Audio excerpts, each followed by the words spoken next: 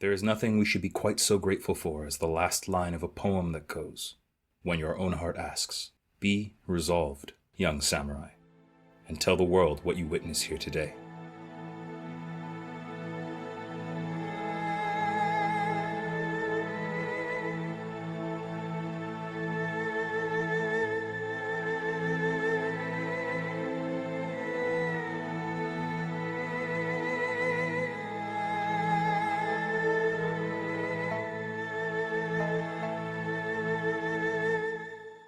No member of the Empire may be tainted without their consent.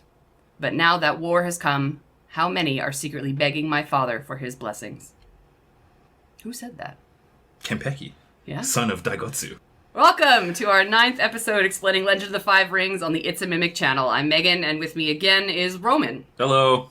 In this episode, we're going to be discussing the denizens of the Shadowlands along with the many spirit realms of the Legend of the Five Rings. Starting with Taint. Yeah. So it's something that we spoke about in the episode on the spider. Yeah. We kept referencing the taint and what the taint is, but folks really didn't get a full understanding of the scope of it, so we're going to dive into that and where it comes from now. That makes sense. Yeah. Where does it come from? It comes from Jigoku, which is the realm of evil. A realm of pure and darkest evil, and the source of the Oni in the Shadowlands. Much of Jigoku is nearly formless and shapeless. The realm itself is a maelstrom of pain and suffering, with the yokai spirits being constantly hounded and tortured by Oni. The Shadowlands were originally a tropical paradise of color and light, which changed when Fulang fell from heaven and left a crater known as the Festering Pit, deep within the lands of the south. It was here that the taint spread out, blighted, and corrupted the land. Oni and evil spirits could pass freely between Jigoku and Ningendo from the Festering Pit. The Shadowlands is a passage between Ningendo and Jigoku, existing in both realms simultaneously. As part of a bargain with the current Empress Iweko I, the taint is withheld from any human who did not willingly wish to embrace it. The Shadowlands is a constantly shifting and uninhabitable nightmare come to life, and it is home to Oni, ogres, trolls, goblins, the Lost, which are, of course, heavily tainted samurai, and countless other vile creatures. Jigoku is one of the most jealous realms, exerting its control in the form of the Shadowlands Taint. Taint was the process of physical and mental corruption gained by entering or associating with the Shadowlands Oni, or the practice of Maho, or blood magic. The Taint was a physical manifestation of Jigoku's hold on the mortal realm. Sometimes it is called the sixth element.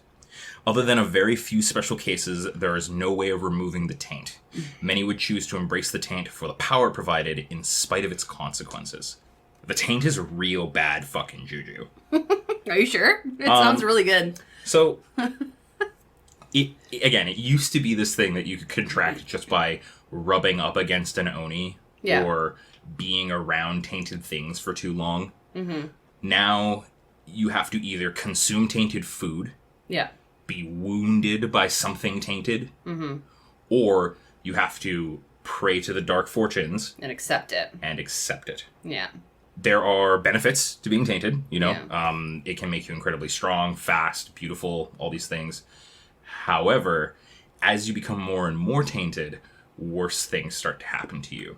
So your blood starts to turn black and starts to smell bad. Your hair starts to fall out. Your teeth start to fall out. Like, you start to rot as the corruption takes hold of your body. Yeah. The way that it works in game mechanics is at around anything less than a full rank of Taint, your Taint is undetectable. Yeah. And as soon as you get to one rank of Taint, Jade starts to hurt you. As you go into, rank 2, rank 3, rank 4, your mind starts to slowly become influenced by the realm of evil. And you have to make checks to stop yourself from giving yourself over to it. Yeah. At 5 full ranks of Taint, it's pass your character sheet to the GM because you belong to evil now. You're corrupted fully. Like, yeah. Sometimes it makes you a gorgeous demon creature. Sometimes it makes you like a bubbling ball of pustules. Yeah. Well, when I was looking through the book, there is like a section where there is like a list of different mutations that your body can take form or take, and there's advantages and disadvantages similar to like when you're building a character. Yep. For these certain things to have. I feel like it would be really fun to be a DM and just roll that on a table for somebody, or if you're playing in a game that specifically is dabbling in these areas. Like, I know you guys played like an undead campaign. I say that with air quotes, but it was like what was the name of it? We weren't the ones dabbling in the taint, but there was a lot of tainted stuff around us, right? Yeah. So some folks ended up becoming tainted, but didn't become tainted enough for any of those cool things to start popping off. Like, nobody had glowing eyes, nobody had... the forked tongue, no one had the... yeah, the prehensile tail, none of that stuff. So, one thing that I mentioned earlier was that Jade hurts you if you're tainted. Yeah. And not only does it hurt you or other things that are tainted, it offers protection from being tainted. Yes. So that's why a lot of the crab will carry Jade on them when they go on forays into the Shadowlands. Mm-hmm. It's one of the 3 sacred substances. Well, I did that for my campaign. They knew they were going somewhere where tainted things were going to be around, and part of the quest and plot point was to find Jade. But there's a shortage in the world right now for Jade and where to find it. So it was like a big quest to get like small bits and pieces. And I think even in the book it describes that the longer you're around tainted with Jade, eventually the Jade loses its ability to protect you. Like, it gets like the positive energies of it eventually gets sapped out, and then it's no longer helpful. So I remember them like then trying to figure out, okay, well, we have this many pieces of Jade, we have this many people. Like, how long are we gonna last? Like, I'm just gonna roll a dice, guys. Like, I don't know. Jade rationing is a thing. Yeah, but it was fun to watch. So let's talk about some general questions for this. So how would we navigate the taint in a plot point? I typically am writing a whole adventure around the taint if I'm using taint. Yeah, it's not one of those things where, you're on this everyday run of the mill courier mission, and then all of a sudden you just like end up falling into some taint. No, there is a group of blood speakers, or there is a demon lord coming back, and you know from the get-go that the option of becoming tainted is on the table. Yeah. Because, again, because of the way that the canon is set up now, you don't just stumble into taint. No. You have to actively kind of be looking for it. Unless you choose to play a part of the history of the game that is earlier on. Yeah. So before the first Dark Deal. No, I remember something I like to keep in mind, especially when we're talking about it, doesn't necessarily have to attach itself to people, right? Like I have to remember that it's environmental as well. Mm-hmm. And I played a big plot point in my campaign to give them a warning. So like when they were wandering through the forest, like some of the trees were starting to die, and like some of the plants were like wilting, and there was just an ichor on the ground that they couldn't quite shake. Like, and again, because of the way things are now in the campaigns, touching it doesn't necessarily mean that you were suddenly tainted in any way, shape, or form. No. So they did have the ability to wade through these to kind of figure out and get to the root cause of where like the pinnacle of this was, but I was able to actually utilize the environment to give them a warning. Yeah. That you might be coming up to this, you might want to stop, you might want to take a minute, you might want to go grab yourself some Jade and maybe come back, or tell somebody that this is here. You might not want to drink from that river. Yeah. You turn around, there's that one asshole just like sipping from the river. Yeah, as the six-eyed fish swims by him. It might be tainted. There might be a problem with that, you know? But because we talk about it in like D&D and other role-playing games all the time, right? Like what are the clues and what are the sources of that this is something that's going to be around you at some point in time. Environment is a good thing to use. Yeah. So like even like, I know it doesn't act that fast, but if you just wanted to give someone like a visual, like if you're sitting at tea with somebody, all of a sudden someone's sitting there and like their beverage all of a sudden rots or something like that. Like, but you would never be in a room with that many people that would not notice it before that happened. But like that's also the sort of thing where, because the taint is a slow, creeping, insidious thing. Yeah. That effect, like, hey, you're sitting in a room with this one noble, and all of a sudden the apple in front of you rots. That's not I'm sitting in front of somebody who's sort of tainted. That's I'm sitting in the room with a rot demon. Yeah, they might be a little bit too pretty. Yeah. They might, you might be sitting in an illusion that is in fact you inside their stomach. Like, yeah, it is a severe level of taint. Yeah. And most of the time the warning signs are quite subtle, but also not at the same time. Like, this person wears a lot of perfume, but smells like 3-day-old garbage regardless. Yeah. Like, this person has black veins running up their arm that you just barely see under their kimono, right? Mm-hmm. This person's, like, unearthly pale and sort of doesn't allow a lot of sunlight into their home. Those sorts of things. Yeah. Playing into a lot of the things that you would attribute to vampires or undead in D&D. Yeah, no, for sure. I mean, that does lead into the next question, which is like, how does the taint affect the way that you would play characters, right? And I think the PHB does have a lot of, if you don't want to try and figure it out yourself, there are tables in the PHB that kind of like you can see what happens per rank. Yeah. Depending what rank you have of taint, you can just take from there what's happening to them, right? But a big piece of it is the mind losing, which I always find very interesting, right? Because they end up becoming like super anxious. They end up becoming like super paranoid. Like, so like, let's say you're just wandering around with somebody in your group and all of a sudden like they just suddenly aren't 100%, or suddenly someone who is super brave is no longer brave anymore. Yeah. Or like you just see that little bit of a flip of the switch. And I feel like for GMs, this would be a piece to use for your NPCs. If you want to introduce Taint into a game, or you just have an NPC that is tainted, but is just living in the world, right? Because there's ways to live in the world with Taint and still be a normal person. This is true. Most of it involves sequestering yourself to a monastery and drinking this horrible thing called jade petal tea. Yeah. And like... There's no jade in it, but it's just a whole bunch of weird, gross nonsense. It's an abundance of herbs and medicinal things all ground and poulticed, and it is described as being repulsive. Yeah. I feel like it's supposed to like prevent the progression of taint. Yeah. Also because taint is a spiritual disease, praying and living a pious life also slows the progression of the taint. Yeah. But depending on how severely tainted you are, there comes a point where you're no longer afraid of the affliction. Mm-hmm. The taint is addictive. The taint is the sort of thing that when you first come in contact with it, or you first take a little bit of it, you're like, oh, well, I have to save my friends. Yeah. Oh, the village is burning down. I have to kill all these bandits. A point won't hurt. But that point slowly becomes 2 points. Yep. Because every time you have the option, you see that the option of the taint is there. Mm-hmm. It becomes easier and easier for you to keep using it. It snowballs, right? Yeah. It's like a slippery slope drug, the intro. First it's free. Yeah. Because I did have a player at my table that got, like, run over by the taint, basically. But only to the point of, like, a rank. I think I only made him go up to, like, rank 1, which was we're going to put you in a monastery and we're going to watch this, and this is where you're going to live for the rest of your life kind of thing. And that's where his character's story ended, was you are now in a monastery and you are living your life here. No. Yeah. I mean, I have ideas for what else I could do with his character, because I do want to do, like, the whole, like, epilogue, like, end of the story thing for each of their characters to find out where they're in the world, like, 10 years later. Nice. So I do have some ideas for him, but, like, again, like, you can live in the world, but if you're role-playing it as a GM, like, it's the rank. Just read whatever rank you think that they're going to be at, or do the math, because there is a math for it. Same thing as glory or status. There is a way to determine it. Totally. Any other thoughts on how it would affect the way you play a character? Like, I've never played a character that has taint.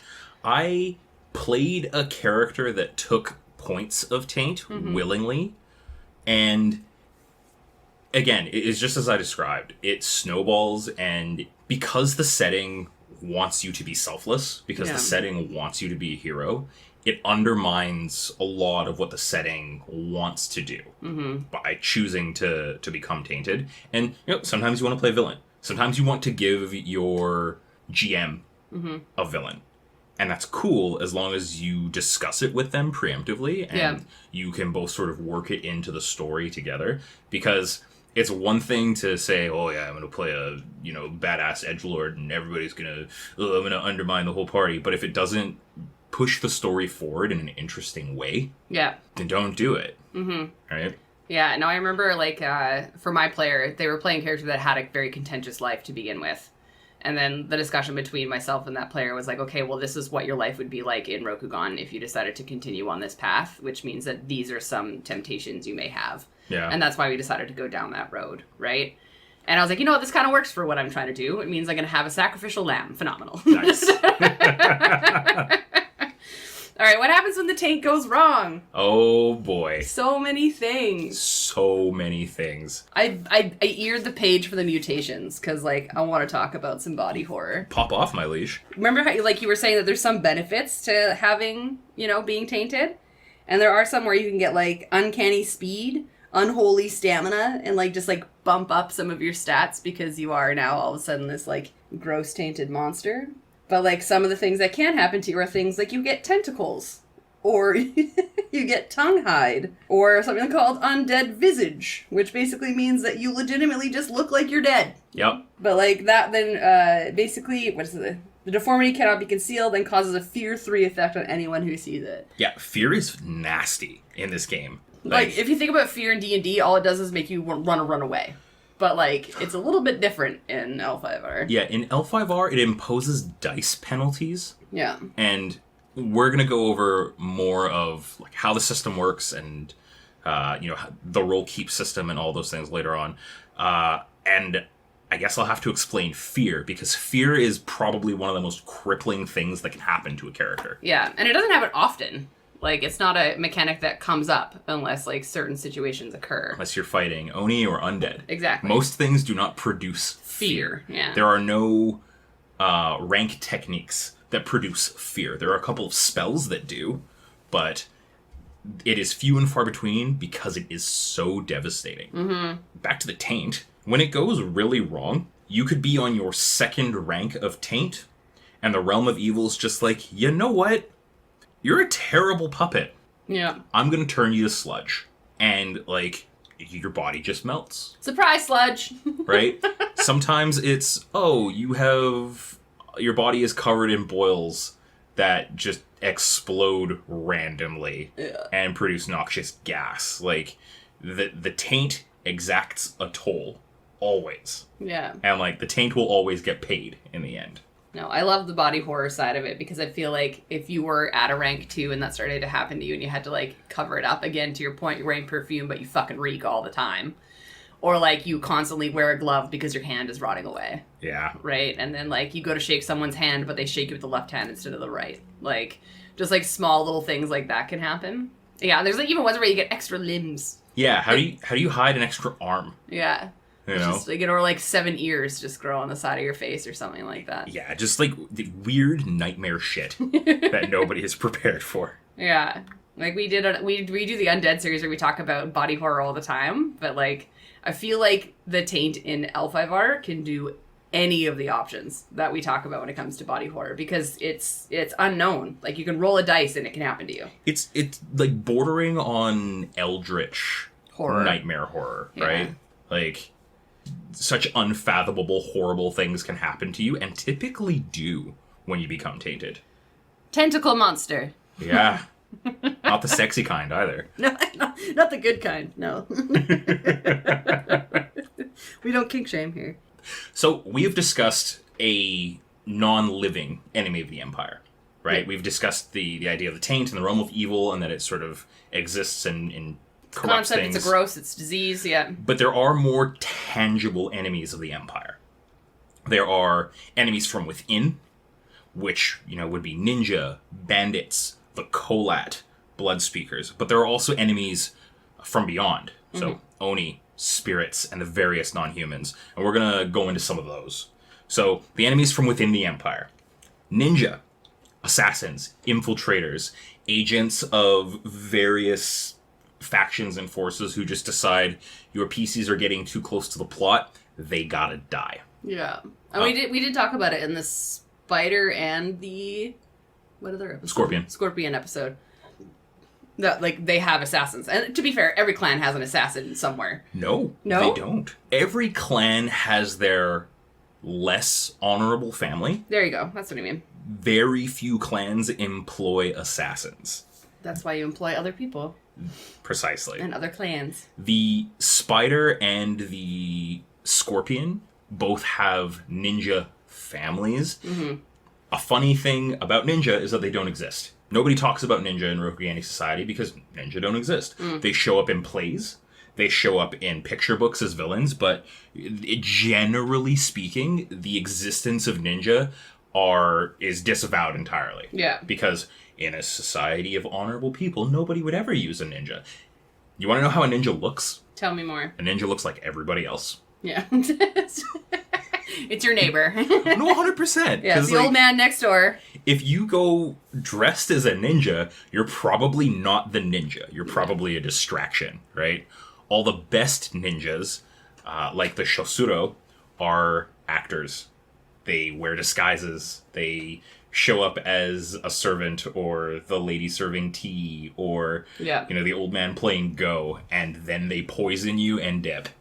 Okay, bye. Bandits are usually met on the road and are typically led by Ronin. Yeah. So most of your bandits could be Ronin themselves. A lot of them are disgruntled peasants who are tired of serving in the Celestial Wheel, but they're led by Ronin. Ronin are masterless samurai who usually have a hard time finding work. And what that leads to is some honorable Ronin will work really hard and do the work of peasants and to take up odd jobs and be bodyguards.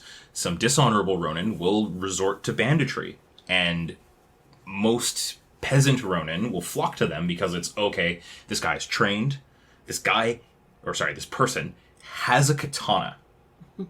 Yeah. Which, in terms of monetary value, is absurd.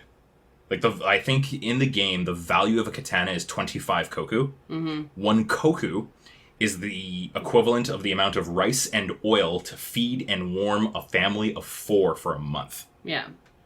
And every samurai walks around with 1.5 of these just strapped to their waist. Yeah. Right? So if you are a born Ronin, so it means that, let's say you had samurai parents or samurai parent, and they don't claim you, but you still have the station, or you still have the emblems of your station, then you're carrying around a small fortune on you.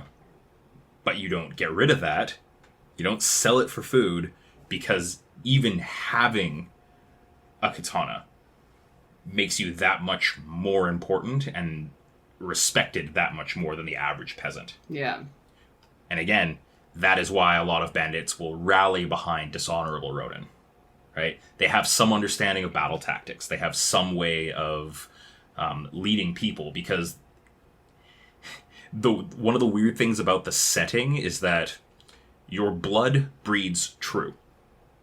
So if your father was a crane, even if you don't have crane schooling, you're going to have crane traits. Mm-hmm.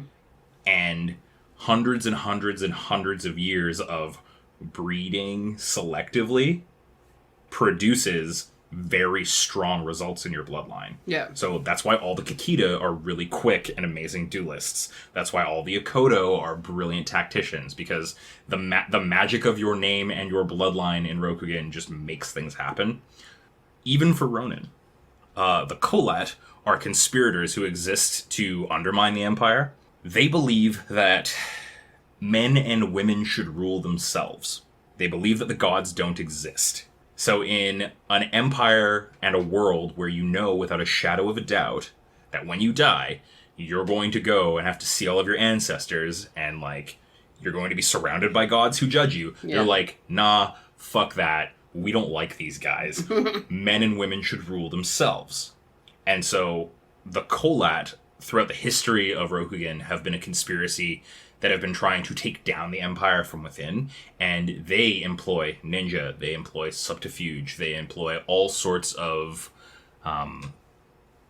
underhanded and devious methods as a way of destabilizing the Empire. They are led by a variety of Kolat masters. It's kind of like the Rokugani Illuminati. Yeah. Right? Blood Speakers are the evil versions of Shugenja. They entice the elemental kami through the use of blood. Yeah. And they summon Oni.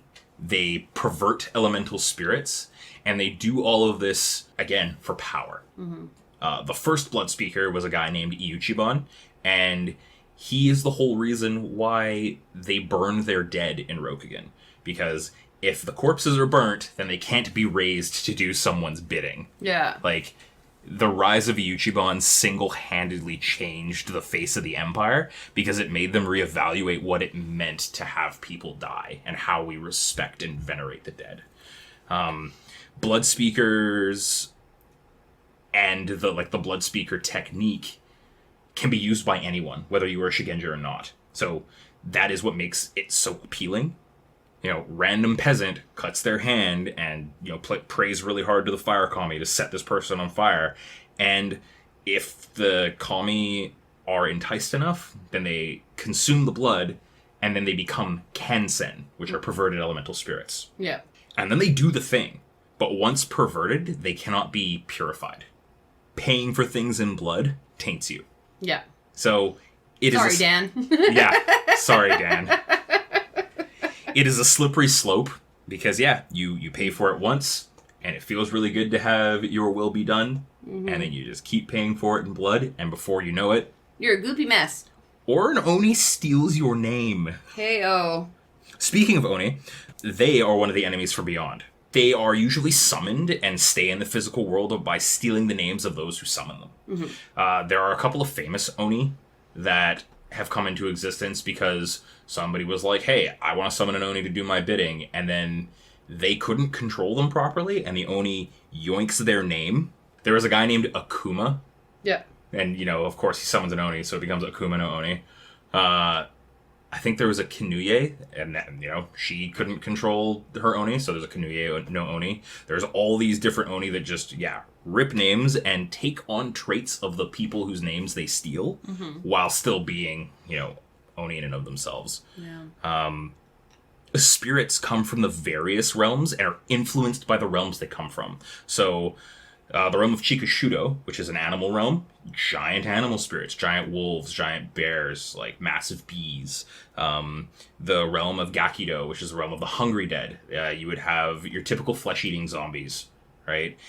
Depending on which spirit realm the spirits come from, there are effects on the world where they manifest and like the places they haunt. So... if it is a spirit from the realm of dreams, it's possible that people in that area, when they sleep, will have their dreams twisted or affected in some way, or won't be able to sleep at all. Yeah.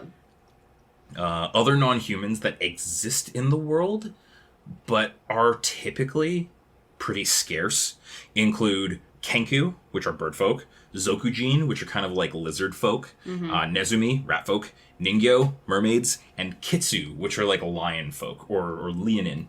The more common are goblins and ogres, which again exist primarily in the Shadowlands. Yeah. There are also the Naga, which are snake folk, that exist in large parts of the colonies and hide in a lot of the forests, but they went to sleep for thousands of years and have only just started waking up in the canon.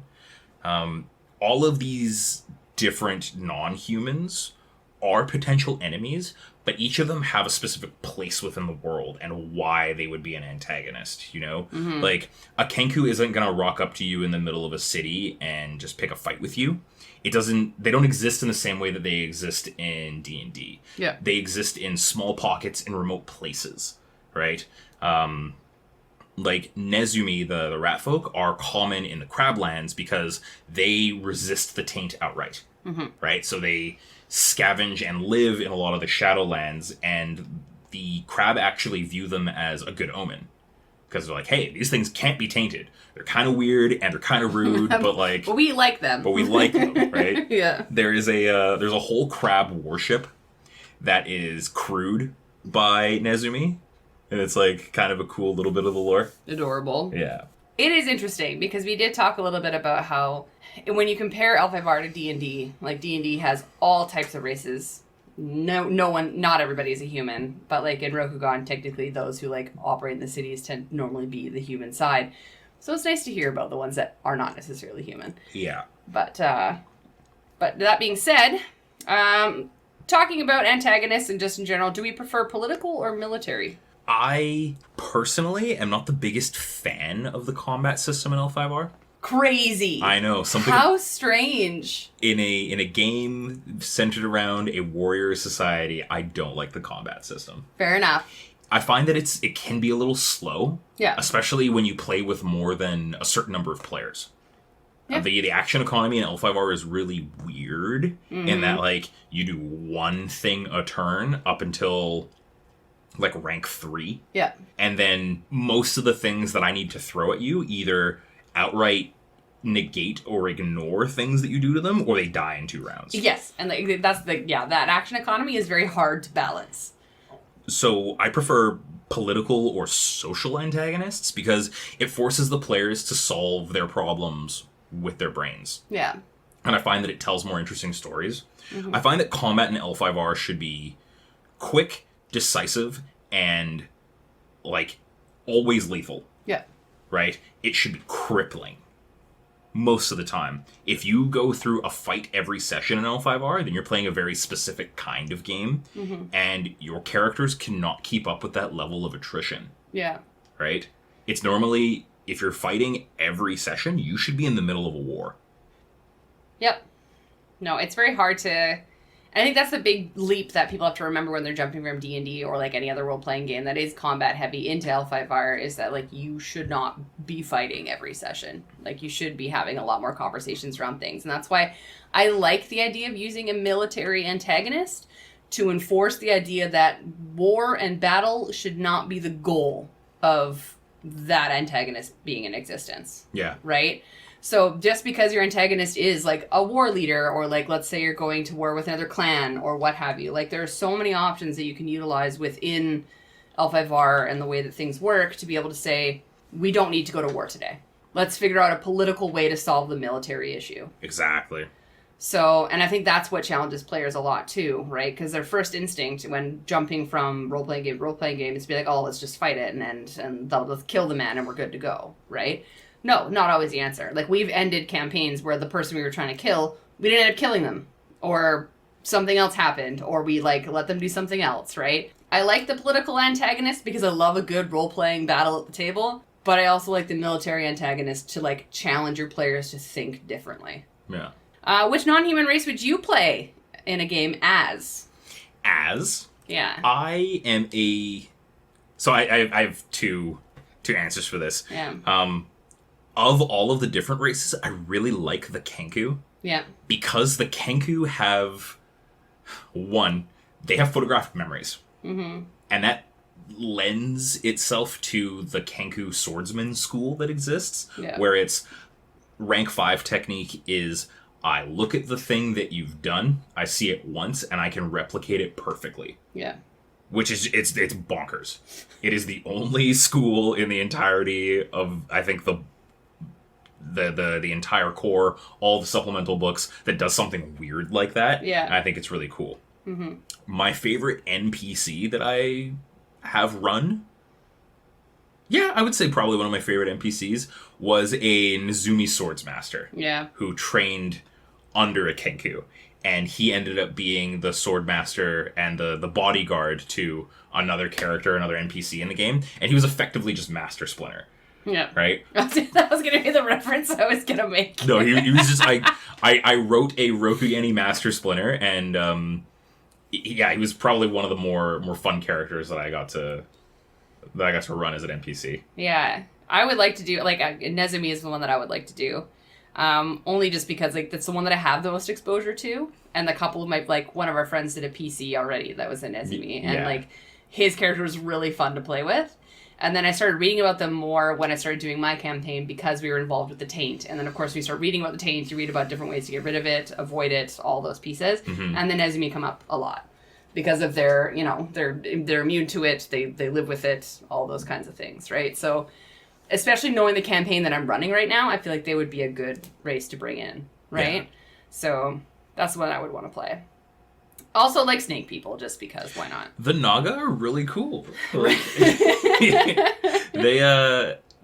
there's a long history of them breeding within the Empire, because they're not, like, snake people in the traditional sense. Yeah. They can take more human forms, and that's led to a lot of relationships and, like, close partnerships throughout the Empire. Yeah. So, specifically with the Dragon Clan, like, there are a lot of dragon who have Naga heritage. Mm-hmm. Yeah. That's pretty cool. It's cool. I feel like that's just going to come up at one point in time in the bloodline. It's just like every once in a while there's just like, oh! Oh, it has. It definitely has. And it's caused issues. I bet. What is a quick adventure hook involving one of these, like, kind of antagonists that we've been talking about? So I'm going to do one with, the enemies from within, and then one with the enemies from beyond. Okay. So, enemies from beyond. There is a village that hasn't slept for a month. Mm-hmm. And people are starting to, like, make mistakes. They're starting to, like, there be accidents. People are dying because nobody's sleeping. Nobody's able to rest properly. And it's because there is a spirit from the realm of dreams who's just hanging out. Not even actively being malicious. It's just like, yeah, this little girl had a really nice dream, and I spent too much time in the dream because it was really nice, and I just showed up. Yeah. And I don't know how to get back, so I'm just gonna stay here. You know you're causing a problem, right? So? Yeah. You want to fix it? Send me home. Yeah. And then with the enemies from within, like, bandits are really simple. Yeah. But empowering your bandits. So again, having one of them be a samurai, having one of them be a shugenja. Yeah. Because it's like, oh yeah, there's this whole crew of bandits that have gone and taken over this one castle. How'd they take over the castle? Well, they've got 2 Ronin Shugenja We got with them. that guy. One of them froze the castle. Oh, is that why it's snowing in the middle of summer? Yes, that's why it's snowing in the middle of summer. That type of shit, right? Yeah. Oh, I love that. That's very cute. No, I recently used Oni in mine, and it's like, everybody always wonders, like, why would you want an Oni to take over your life and, like, take your name and all these things? And it's like, mostly because of arrogance. You're just an idiot that doesn't know that that's what's going to happen. Or you think that you are strong enough to, like, maintain and control this thing. Yeah. And, like, I just love that idea of, like, either a player that's seeking it or, like, and play, like, a darker campaign. Or do, like, you know, the classic, you run across a cult of some kind that's trying to, like, bring an Oni up to life and all those kinds of things, and then, like, it ends up happening, and that could be a good, like, beginning to your plot hook of we hunt down this Oni, right? Yeah. Yeah. Or they stop it. Mm-hmm. As for enemies with him, I like ninjas. Well, I would want to use ninjas.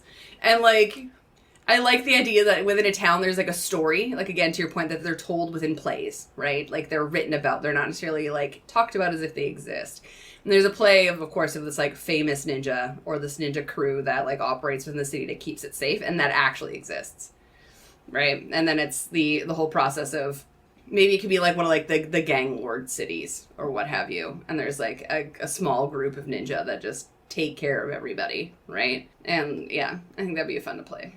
Nice. Very cool. Mm-hmm. All right, that's enemies and things. All right, so there does appear to be a lot of things that go bump in the night. The Empire must be a pretty frightening place. Like, it certainly can be.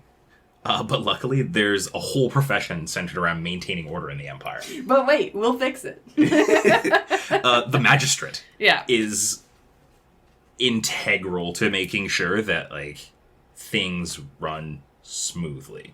They're not cops. Yeah. They are, but they aren't. They're like, yeah. They're also judges. They're detectives. I was gonna say, it's like, more detective than it is, like, police officer, you know? Yeah, right? There are a variety of different magistrates in Rokugan. There's 3 distinct types. Mm-hmm. Clan magistrates uphold the laws of their specific clan. Emerald magistrates uphold imperial law.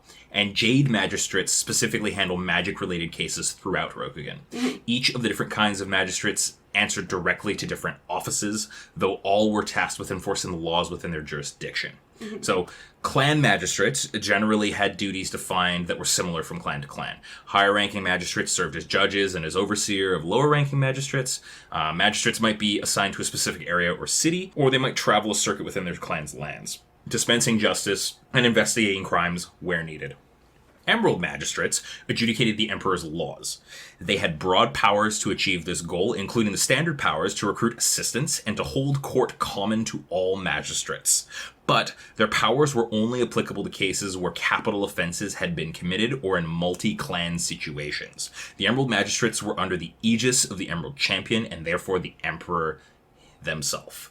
So, the Emerald Champion is the personal bodyguard of the emperor or empress. Yeah. The Emerald Magistrates have the ability to rock up to a specific clan and be like, hey, we heard that there is a weird thing going on here. Really? Who told you? This guy told us. We need to gather everybody in town. We're going to hold a court to figure out what happened. They just call a court out of nowhere. Yeah. Which is, like, no small feat. Right? But if you don't listen, Emerald Magistrates goes back to the Emperor, and your town gets set on fire. Leveled. You're done. Right? It's with the utmost scrutiny and prejudice. Like, do not pass go, do not collect 200. No. Jade Magistrates are the investigators under the Jade Champion. They are tasked with crimes involving magic and the arcane. Specifically, the Jade Magistrates are some of the foremost hunters of Mahosukai, or blood speakers, in Rokugan. The primary goal was the eradication of blood magic throughout the Empire. They hunt down demons. They hunt down demon summoners. That is their whole thing. So the Emerald Magistrates are like, yeah, there's been a smuggling ring in this town. The Jade Magistrates deal with, oh, there is a blood speaker cult in this town. There are a bunch of goblins who have decided that they're going to try and raise their, like, long-dead king in this town. That's what Jade Magistrates deal with. All right, well, out of these magistrates that we've talked about, which one interests you the most? I fucking love clan magistrates. Yeah? Because even though it's your responsibility to do all these things, like, I play a lot of them like beat cops. And it's just like, I don't want to be here. Yeah. I've been traveling for the last, like, 3 weeks You're on everyday human person, yeah. Just, like, Joe Blow, who's, like, generally pretty worn down and stretched thin. Most people can't become magistrates. Not for, like, any lack of ability on their part, but I like to think of it as that, like, they don't appoint those positions very often. And because they don't appoint those positions very often, the people who are in that line of work are just constantly overworked. Yeah. It's like, I'm on my 12th day shift that's 9 hours long, and I just want to go home and do nothing. I have 2 more days before I get 2 days off, and then I'm back on for another 14. I'm like right? 5 days away from retirement. Yeah, every clan magistrate is fucking John McClane, you know? You were right. I would say the Emerald Magistrates interest me the most, but I probably would not use them in my campaigns, like to a large degree, right? The amount of power that they hold to be able to walk up and just be like, no, we're holding a court, no, we're doing this. Oh, you're not going to do that? Cut and burn the city. Like, the fact that they hold that much power over the group, like, that's your drop and run ticket as a GM if, like, your group is doing something uncouth or what have you. There's no real reason for it to occur, again, unless a war is starting, something's happening in the background. Like, if you see one of these rock up to a random small town, something's probably going awry. Yeah. Right? So I find them very interesting, but it's like I would sparingly use them. I try to make sure that there's at least one at every court. Yeah. Whether or not they're good at their job is an entirely different thing. Because as you gain more power, the power stagnates, right? Fair. So, yeah, I was a pretty good clan magistrate. I did my job, but I was really tired, and I'm ready to retire. Well, you're ready to retire, but we have this position as an Emerald Magistrate, and do you just want to go be an Emerald Magistrate in this butt-fuck nowhere island? Yeah. I can sit on the beach and drink coconut drinks all day. That sounds really good. Yeah. And you rock up to this island that is not rampant with crime, but, like, it's just really easy to turn a blind eye, and you're like, yeah, I'm so over it. Most of my Emerald Magistrates are fucking just so inept. It's either nepotism or just, like, burnout, and they're like, what do you want me to do, man? Yeah, like, fuck off. I could what, you want me to write a letter to the Empress? Cool, I'll write a letter to the Empress. You want to know what's going to happen? No, don't write a letter to the Empress. Like, don't do it, I promise. They are an encouragement for your players to solve the problem themselves. Otherwise, a simple and efficient solution will arrive whether they like it or not. Yeah. No, 100%. But, like, Jade Magistrates are the ones that I feel like I would use the most should things occur. Like, it's very easy to be like, blood magic occurred. Jade Magistrate appears. 100%. Like, because that's also, like, that is the course of action, right? It's not, oh man, Jinkies, guys, we should try and figure out who the ghost in this place is by ourselves. It's, no, we're going to call the nearest Jade Magistrate because I can't kill spirits. Yeah. I can't throw fireballs, right? Like, but I know someone who can. But I know a whole group of people that will do the thing. Who will bust this ghost for us. Who are you gonna call? I want to make a Jade Magistrate group called the Ghostbusters. That'd be really sick. The Oni Busters. Busting makes you feel good? Heyo. Heyo. Hardboiled detectives versus buddy cops. I typically lean more towards the hardboiled detective. Yeah?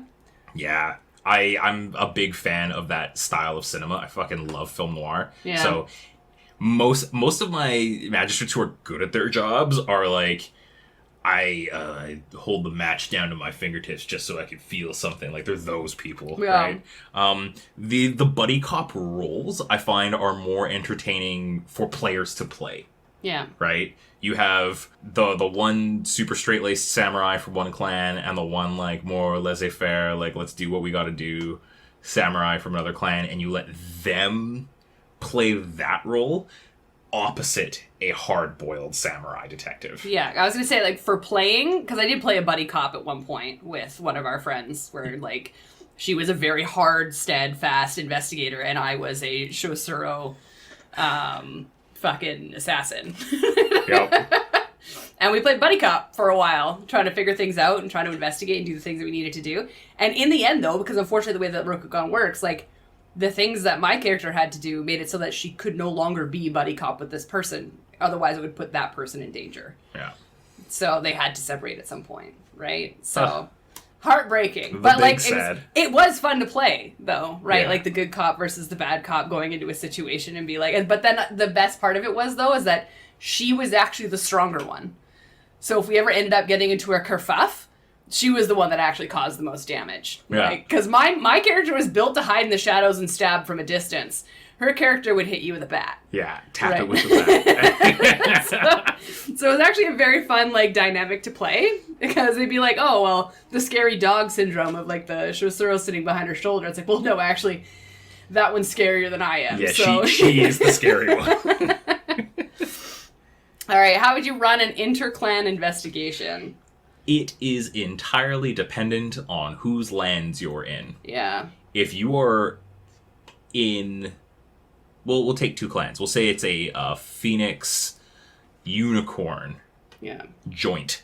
If you're in the Unicorn lands, and, you know, there's a Phoenix Magistrate who's doing their thing, then, like, any Unicorn Magistrates who show up take point. And are the ones who, like, kind of call the shots. They are going to try their best to help with the investigation, but, like, that is... You defer to the person whose lands you're in. Yeah. Right? It becomes their problem, their jurisdiction, their matter of honor. Mm-hmm. If you're a neutral ground, then it's kind of a free-for-all. Yeah. It depends on... Duel. Like, it could come down to a duel, depending on, you know, who decides that they don't want to work together on the situation, right? Yeah. I like the interclan investigation, because, again, it's about throwing juxtaposition and different dynamics at each other, right? We want to solve the problem the unicorn way. We want to solve the problem the Phoenix way. Which way ends up winning out? Well, the Phoenix way is to sit in the library and look at all of these historical documents to see if there's any precedent. Mm-hmm.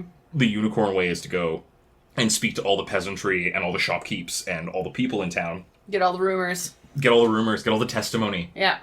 Right?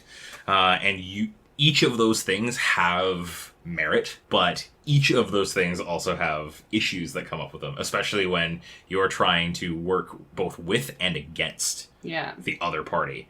Because solving the crime comes with a bonus of glory, right?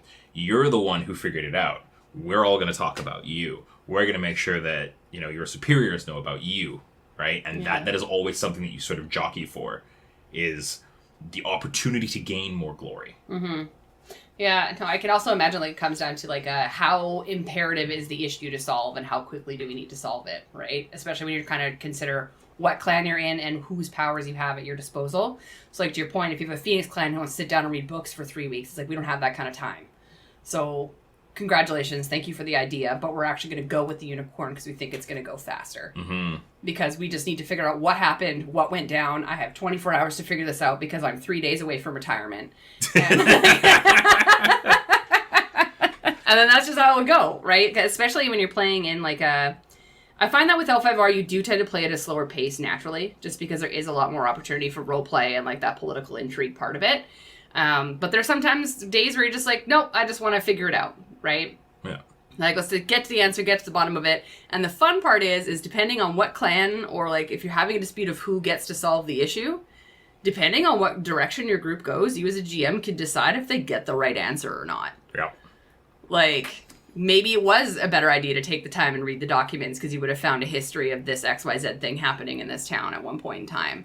But instead you decided to go with the rumors that have happened within the last 3 weeks, which don't justify what happened before. Exactly. Right? So it's kind of like, okay, well, yeah, you decided to go the quick way, but Did you get where you were going? Did you get it right? Yeah. Right? So, and I feel like that's a fun way to play like the interclan investigation. Is like what direction you go and the information that you gather, is it going to be correct? Yeah.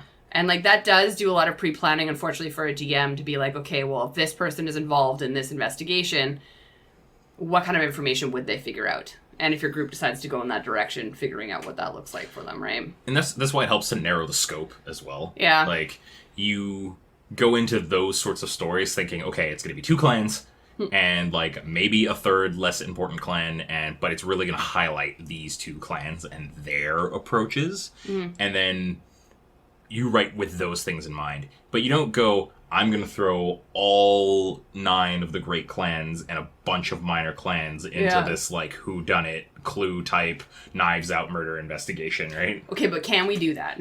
No. It would be so fun. No.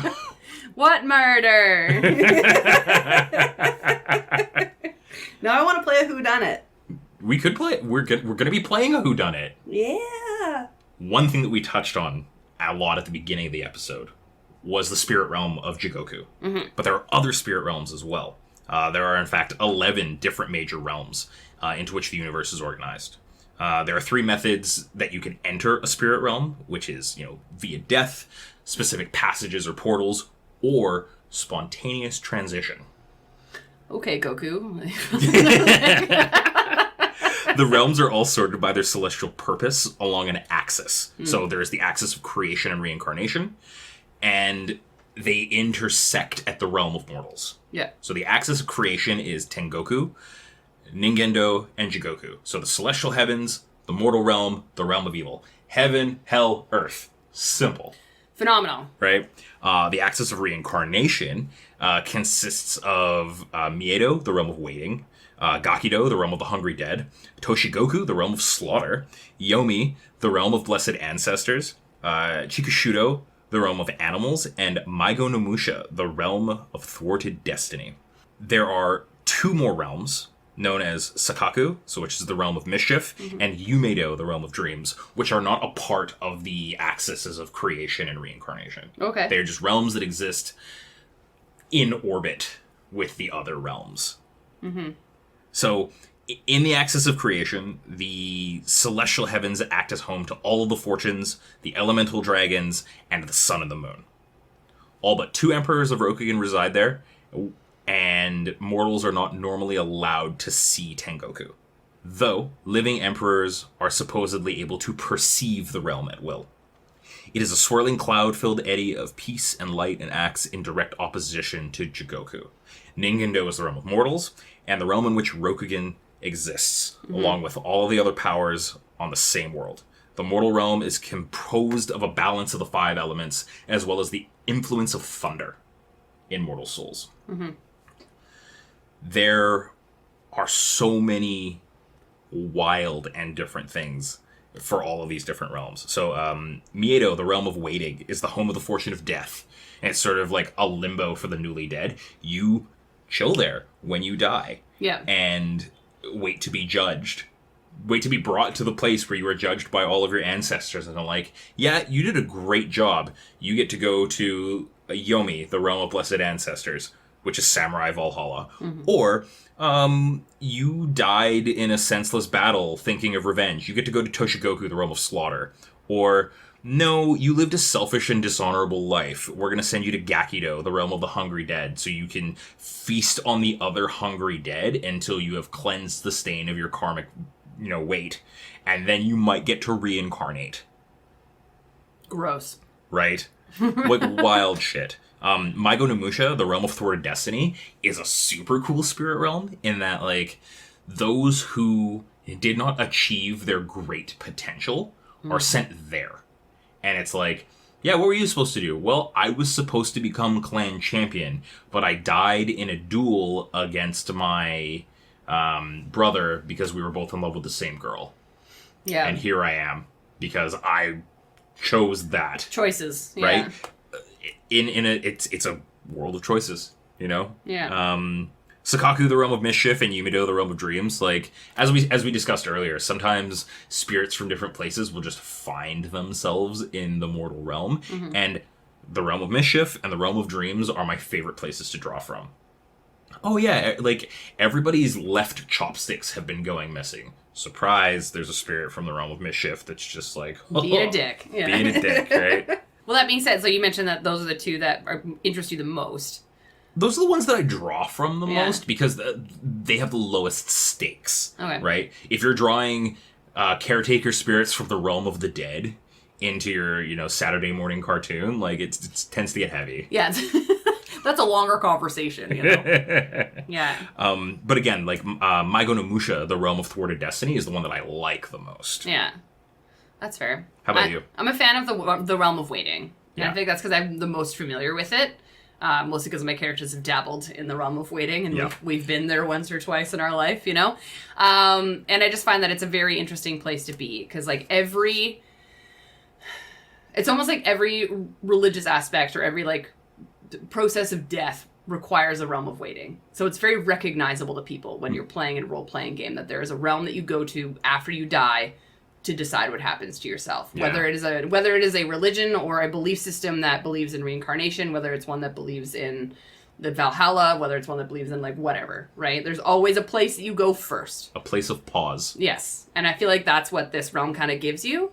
And I did actually have one of my players fall into the Realm of Waiting because he did die. And then he did a thing that gave an opportunity to come back. Because as soon as he went to that realm, it was like, shit. It's either it's my time to be judged, and their judgment was basically like, nope, you have more to do, get the fuck out of here, like, move on, right? It gives you as a GM an opportunity to give pause. Yeah. So in D&D, we always look at, like, or other role-playing games, you kind of look at opportunities for if your players die, and you don't want their job to be done yet, Realm of Waiting is a good thing to throw into there. Like, it's very easy. Yeah. You go in there, you meet your makers, you have a good session, you have a good moment, right? Move on. Nice. But, like, we talked about this even before this episode about, like, the intersection of everything and, like, the axis and all that kind of stuff and how things appear within the world. Yeah. And, like, that interests me a lot in the sense that, like, there's one spot where all the axes is.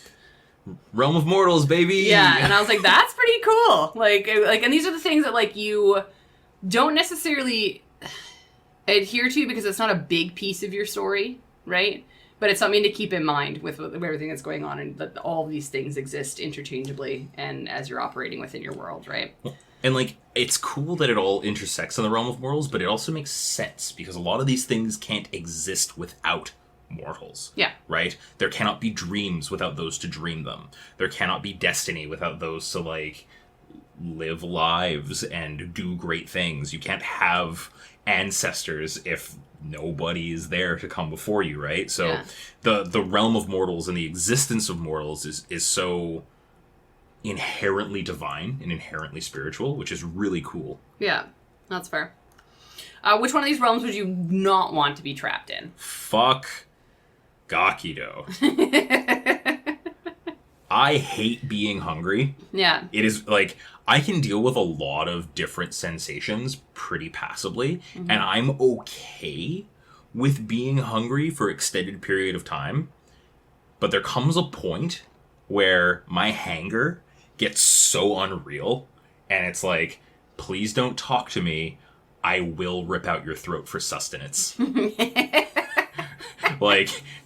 I've never experienced that before. I don't know what you're talking about. You've never seen Hangry Roro? I don't think so, to be honest with you. You know what? Again, it's because it's something that I know is an issue with me, so I've learned to really contain it. Oh, there have been days, especially at work, when it's like, okay, I know I have another hour until it's time for food, but I've worked a couple of really physical jobs early in the day, and I chose not to eat breakfast because I was late or some shit. Yeah. And just, it's the perfect storm of... I will eat a small child if they wander too close. And I remember going to, like, this whole sidebar. I remember going to Disneyland when I was, like, very restrictive with things that I was eating. And, like, when you're being restrictive about the things that you consume and you go to a place like Disneyland, you cannot find food.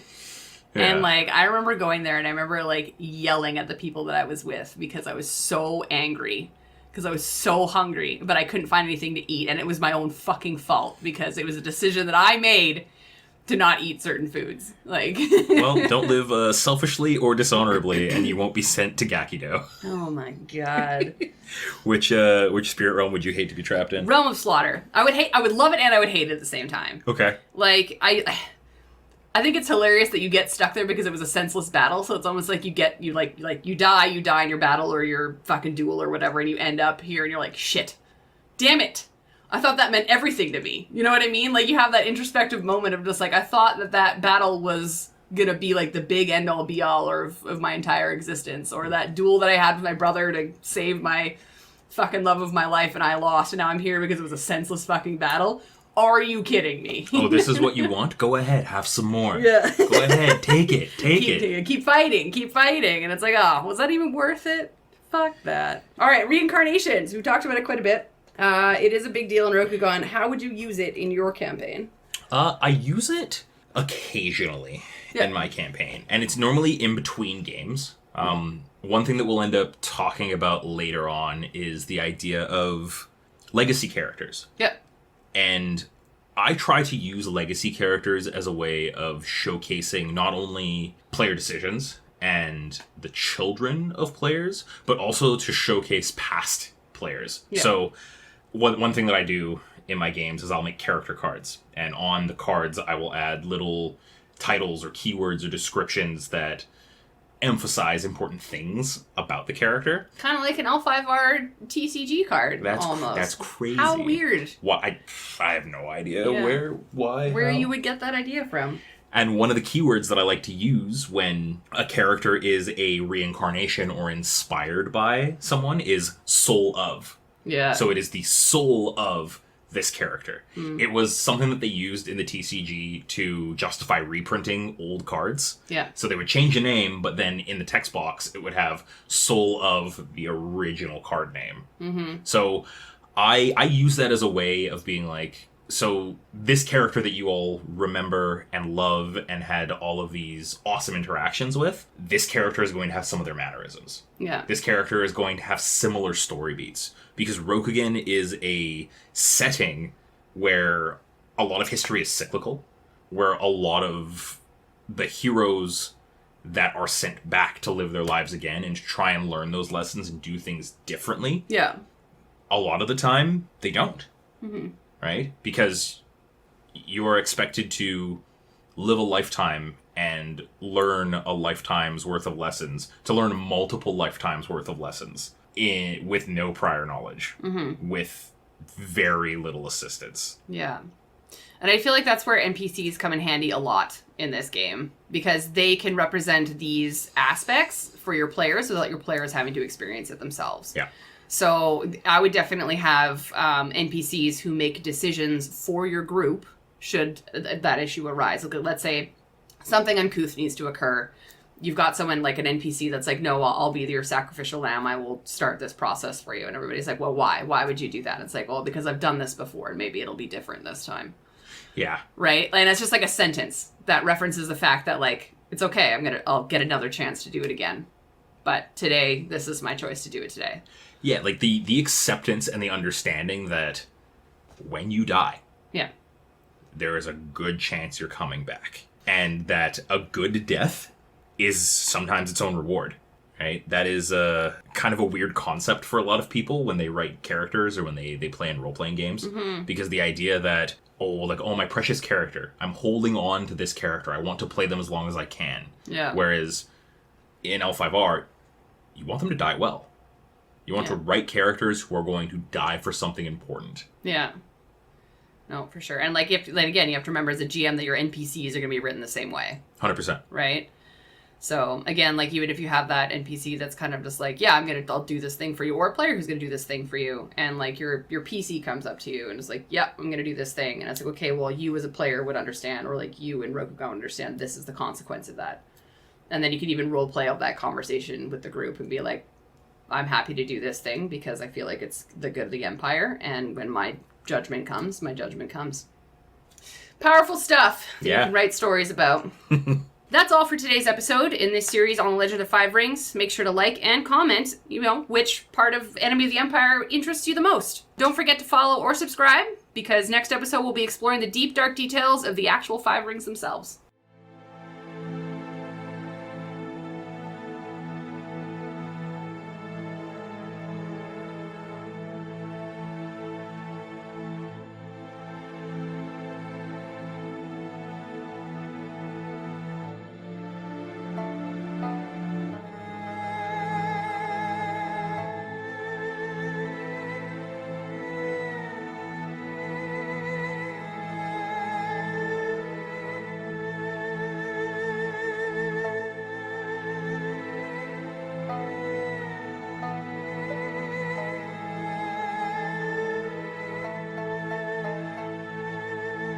When you're resolved from the beginning, you will not be perplexed.